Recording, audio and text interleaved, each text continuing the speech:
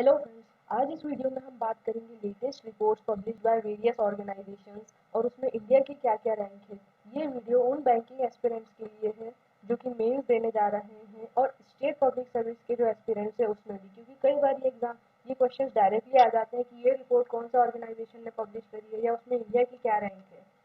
तो आज इस वीडियो में हम ये सारी चीज़ें कवर करेंगे। इसके बाद आपको और कोई वीडियो देखने की ज़रूरत नहीं है। I think this video is sufficient. सबसे पहले हम बात करेंगे ग्लोबल रिस्क रिपोर्ट 2022 की। ये जो रिपोर्ट है इसे वर्ल्ड इकोनॉमिक फोरम पब्लिश करता है। ये ग्लोबली रिस्क परसेप्शन के बारे में बताता है और अलग अलग कैटेगरीज में नंबर देता है। ये मेनली 5 कैटेगरीज में देखता है, जो कि है economic, environmental, geopolitical, societal and technological. World economic forum जो है वो और भी रिपोर्ट्स पब्लिश करता है, जैसे कि energy transition index. Energy transition index में इंडिया की क्या रैंक है? 87th out of 115 countries. हमें मेनली ये देखना है कि इंडिया की क्या रैंक है, हमें दुनिया से कोई मतलब नहीं है, क्योंकि कई एग्जाम्स में डायरेक्टली आ जाता है कि इसमें इंडिया की क्या रैंक है। फिर ग्लोबल कॉम्पिटिटिवनेस रिपोर्ट, ये भी वर्ल्ड इकोनॉमिक पब्लिश करता है। इसमें इंडिया की रैंक है 43rd। ग्लोबल आईटी रिपोर्ट, ये वर्ल्ड इकोनॉमिक फोरम इनसाइड और कॉर्नर यूनिवर्सिटी के साथ मिल करके पब्लिश करता है। ग्लोबल जेंडर गैप रिपोर्ट, ये भी वर्ल्ड इकोनॉमिक फोरम पब्लिश करता है। इसमें इंडिया की जो रैंक है वो है 140 out of 156 countries. Global traveller and tourism report, ये भी वर्ल्ड इकोनॉमिक फोरम ही पब्लिश करता है। अब देखते हैं 17 सस्टेनेबल डेवलपमेंट गोल्स है, उसमें इंडिया की इस बार रैंक क्या रही है। इस बार इंडिया की रैंक है 120। लास्ट ईयर थी 117, लेकिन इस बार 3 स्पॉट गिर करके 120 हो गई है। अब देखना ये है कि साउथ एशियन कंट्रीज हैं जो कि इंडिया से आगे हैं, उनमें कौन कौन है। भूटान, भूटान की रैंक है 75। श्रीलंका तक इंडिया से आगे जिसकी रैंक है 87। नेपाल 96। बांग्लादेश 109 और इंडिया की जो है वो है 120। लास्ट ईयर थी वो थी 117। अब हमारे जो एनवायरमेंट मिनिस्टर हैं भूपेंद्र यादव जी, उन्होंने एक रिपोर्ट पब्लिश की है जिसका नाम है annual state of India's environment report 2022। इसमें जो बताया गया है कि अभी 3 एक्सट्रीमली क्रिटिकल इश्यूज हैं जो इंडिया फेस कर रहा है, जो कि है climate change, desertification and sustainability. अब देखते हैं वर्ल्ड हैप्पीनेस रिपोर्ट 2022 के बारे में। इंडिया की रैंक इसमें काफ़ी पीछे है, 136 रैंक है अमंग 146 कंट्रीज में, जो कि बहुत बहुत बहुत ज़्यादा पिछड़ी मानी जाती है। 2021 का अगर क्वेश्चन आए तो उसमें 139th रैंक थी। वर्ल्ड हैप्पीनेस रिपोर्ट को जो पब्लिश करता है वो है United nation sustainable development solutions network. ये आपको याद करना है। और एक मेन बात जो है वो ये है कि फिनलैंड 5th कंसेक्यूटिव ईयर में टॉप करा इसने। वर्ल्ड हैप्पीनेस रिपोर्ट का जो पहला एडिशन आया था वो 2012 में आया और ये 2022 वाला जो है 10th एडिशन है। अब देखते हैं तेलंगाना। तेलंगाना ने टॉप किया है per capita net state domestic product at current prices में। तेलंगाना ने महाराष्ट्र, कर्नाटका और तमिलनाडु को पीछे छोड़ते हुए ये स्थान प्राप्त किया है। अब नाइट फ्रैंक के हिसाब से बिलियनियर पॉपुलेशन ग्लोबली जो है उनकी जो रिपोर्ट है उसमें इंडिया जो है वो 3rd नंबर पे है, यूएस और चाइना के बाद। अब देखते हैं मिनिस्ट्री ऑफ एजुकेशन ने एक रिपोर्ट पब्लिश करी है स्कूल एजुकेशन ऑफ इंडिया, जिसका नाम है यूडीआईएसई प्लस, जिसका फुल फॉर्म है unified district information system for education plus. इसका जो मेन टास्क है वो ये है कि जो भी स्कूल का डेटा है उसे ऑनलाइन फॉर्मेट में करना है। पहले जो था वो मैनुअली पेपर फॉर्मेट में था। अब देखते हैं जीडीपी प्रोजेक्शन। जो क्रिसिल है उसने इंडिया की जो जीडीपी प्रोजेक्शन बताया है वो है 7.8% 2022-2023 के लिए, जबकि हमारे इकोनॉमिक सर्वे ने 8.5 बताया है। अब देखते हैं इंडिया का गोल्ड इंपोर्ट। इंडिया का गोल्ड इंपोर्ट वापस से 1067 टन हो गया 2021 में। ऐसा जेम ज्वेलरी एक्सपोर्ट बोलते हैं। कोविड की वजह से ये काफ़ी कम हो गया था, लेकिन जैसे ही कोविड थोड़ा कम हुआ इंडिया ने अपनी पोजीशन रीगेन कर ली है।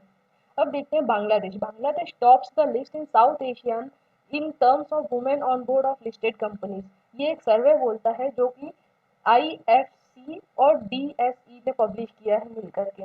और साथ ही साथ बांग्लादेश सबसे ज़्यादा दुनिया का पॉल्यूटेड देश भी है। ये वर्ल्ड एयर क्वालिटी रिपोर्ट के हिसाब से बोला गया है।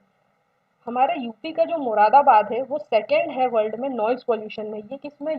यूएन रिपोर्ट में, जो कि united nations environment programme publish करती है। अब देखते हैं Gujarat. Gujarat retains top position at NITI Aayog export preparedness index 2021।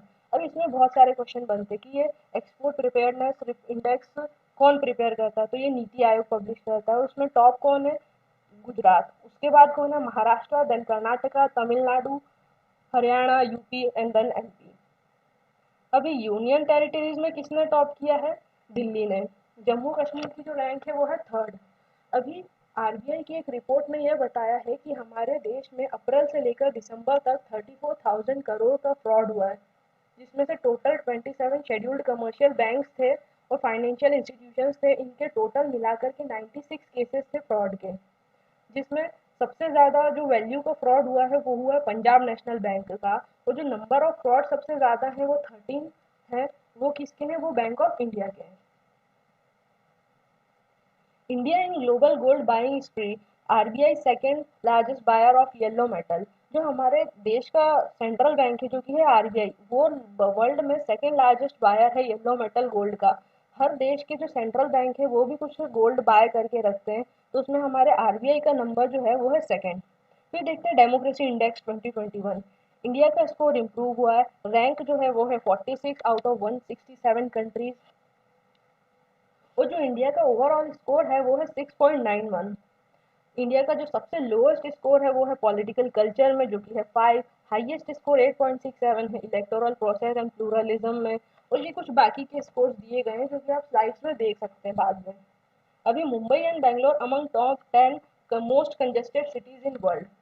एक रिपोर्ट आई है Tom Tom traffic index ranking 2021, जिसके हिसाब से मुंबई और बेंगलोर जो है टॉप 10 कंजेस्टेड सिटीज आते हैं वर्ल्ड में, जिसमें से मुंबई का स्थान है वो है 5th, बेंगलोर का है 10th, और दिल्ली और पुणे को भी स्थान मिला है। दिल्ली जो है 11th नंबर की है, पुणे 21st नंबर पे।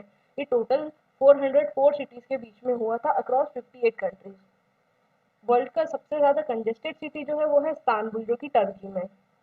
अब हम कुछ रिपोर्ट्स देखेंगे जो कि कौन कौन सा ऑर्गेनाइजेशन से है, डायरेक्ट वो देखेंगे। जैसे एशियन डेवलपमेंट आउटलुक, ये एशियन डेवलपमेंट बैंक से रिलीज करता है। इसमें तो नाम से ही पता चल रहा है, Asian development outlook, Asian development bank, ठीक है। फिर उसके बाद जो आती है ग्लोबल मनी लॉन्ड्रिंग रिपोर्ट, ये FATF that is financial action task force इसे पब्लिश करता है। अब बहुत सारी रिपोर्ट्स हैं जिसकी मैंने लिस्ट बना रखी है, जैसे कि forest survey of India release करता है India state of forest report. Fortune ने रिलीज की है change the world list data. फिर IAEA, इन्होंने भी बहुत सारी रिपोर्ट्स पब्लिश करी हैं, जैसे कि technical corporation report, nuclear technology review. फिर IBRD जो है वर्ल्ड बैंक का, उन्होंने ईज ऑफ डूइंग बिजनेस, ये ईज ऑफ डूइंग बिजनेस जो है बहुत बार बहुत अलग अलग एग्जाम्स में आया हुआ है, तो ये तो आपको याद करना ही करना है। वर्ल्ड डेवलपमेंट रिपोर्ट ये भी वर्ल्ड बैंक पब्लिश करता है। अब ICAO that is international civil aviation organisation, इन्होंने सेफ्टी रिपोर्ट्स पब्लिश की है। फिर है international food policy research institute, इन्होंने global hunger index report publish की है। फिर इंटरनेशनल लेबर ऑर्गेनाइजेशन, जितना भी लेबर से रिलेटेड है, वर्क से रिलेटेड है, ज़्यादातर रिपोर्ट्स ILO ही पब्लिश करते हैं, जैसे कि world social protection report, world employment and social outlook report, world of work report, global wage report, इस तरीके से। फिर अब आते हैं IMF that is international monetary fund, ये भी बहुत सारी रिपोर्ट्स करते हैं पब्लिश, जैसे कि world economic outlook, global financial stability report. ये दोनों रिपोर्ट्स बहुत बहुत बहुत ज़्यादा इंपॉर्टेंट है, MPPSC में भी कई बार पूछ चुके हैं इनके बारे में। फिर आती है ग्लोबल इनोवेशन इंडेक्स, इसे कॉर्नल यूनिवर्सिटी ने पब्लिश किया है। And WIPO world intellectual property organisation, इन्होंने मिल करके किया है। फिर है इंटरनेशनल एनर्जी एजेंसी, उन्होंने भी, जब इंटरनेशनल एनर्जी एजेंसी है तो वो एनर्जी से रिलेटेड ही रिपोर्ट पब्लिश करेंगी, तो वर्ल्ड एनर्जी आउटलुक इन्होंने पब्लिश की है। South east Asia energy outlook भी इन्होंने पब्लिश की है। फिर आती है ओपेक। ओपेक कंट्रीज का क्या काम होता है? ऑयल पेट्रोलियम वगैरह बनाना, तो उन्होंने world oil outlook report publish की है। Global corruption report transparency international release की है। फिर UNCTAD that is United Nations conference on trade and development, ये रिपोर्ट पब्लिश की है वर्ल्ड इन्वेस्टमेंट रिपोर्ट ने। फिर यूनाइटेड नेशंस इन्वायरमेंट प्रोग्राम ने बहुत सारी रिपोर्ट्स पब्लिश की है, जैसे actions on air quality, global environment outlook, the rise of environmental crime, ये इन्होंने इंटरपोल के साथ मिल करके की है। फिर यूनेस्को, अब जहाँ जहाँ यूनेस्को आता है वो जनरली एडुकेशन से रिलेटेड जो भी रहता है या चाइल्ड से रिलेटेड जो भी रिपोर्ट्स आती है ज़्यादातर यूनेस्को पब्लिश करते हैं। जैसे यूनेस्को ने की है ग्लोबल एजुकेशन मॉनिटरिंग रिपोर्ट, ये आपको याद करने में हेल्प रहेगा।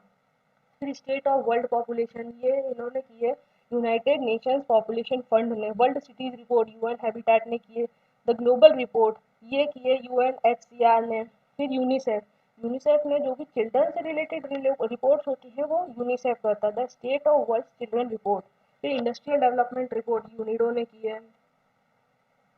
Thank you so much for watching. अगर आपको ये वीडियो अच्छा लगा है तो प्लीज़ इसे लाइक कीजिए, शेयर कीजिए एंड सब्सक्राइब कीजिए मेरे चैनल को। Thank you.